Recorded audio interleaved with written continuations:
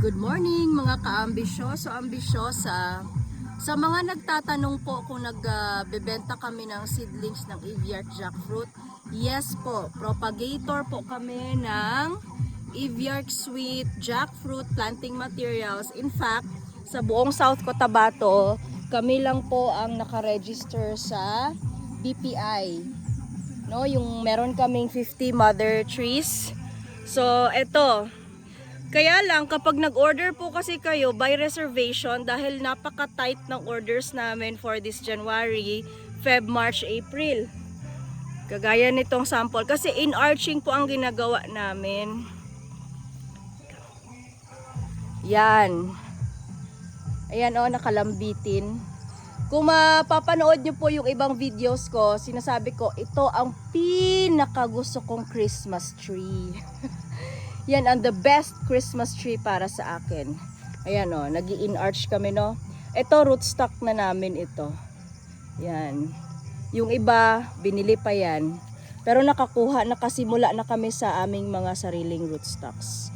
No, yan po ang in-arching. Matrabaho po si in-arching. Mahirap siyang gawin. Kasi kailangan mo magposte. Pero ang success rate niya mas mataas naman compare doon sa common na ginagamit na cleft. Kaya dito kahit hindi kasing bilis ng pag-cleft ang paggawa namin dito, at least masigurado namin mas marami kaming buhay. Kaysa doon sa common na ginagamit, mas marami kasing mortality. Hindi lang yung buyer ang ma-stress, yung gumagawa ma-stress. Yun siya.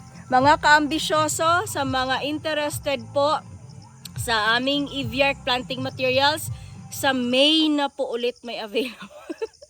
Reserve na po hanggang April. Actually, siguro ang pwede na lang namin makiter sa May is nandyan sa 500 to 700 seedlings. Then sa June naman po ang next.